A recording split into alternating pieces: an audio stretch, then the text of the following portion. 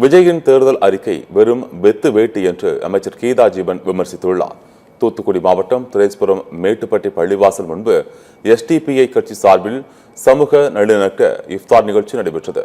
திமுக சார்பில் அமைச்சர் கீதா ஜீவன் கலந்து கொண்டு நிகழ்ச்சியை தொடங்கி வைத்த நிலையில் கூட்டணி கட்சி நிர்வாகிகளும் பங்கேற்றனர்.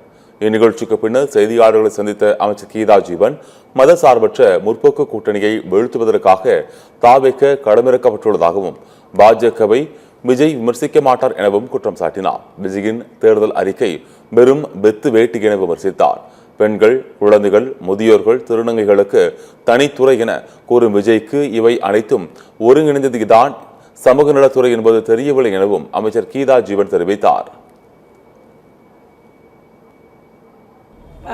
எல்லாருக்கும் எல்லான்னு சொல்லிட்டு விளிம்பு நிலையில் உள்ள மக்கள், பெண்களாக இருக்கட்டும், இளைஞர்களாக இருக்கட்டும், எல்லாருக்குமான முதியோரை எல்லா திட்டத்தையும் நிறைவேற்றி செய்து கொண்டு வருகிறோம்.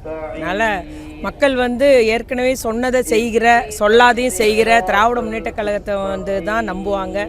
இதெல்லாம் சொல்ல போனால் வெத்து வேட்டுன்னு தான் சொல்லுவோம். ஒரே ஒரு உதாரணம் சொல்கிறேன். அவருடைய பெண்கள், குழந்தைகள் மற்றும் முதியோருக்கான தனித்துறைன்னு சொல்றாரு. ஏற்கனவே பெண்கள், குழந்தைகள், முதியோர் மற்றும் திருநங்கைகளுக்கு தான் தனித்துறை சமூக நலத்துறை.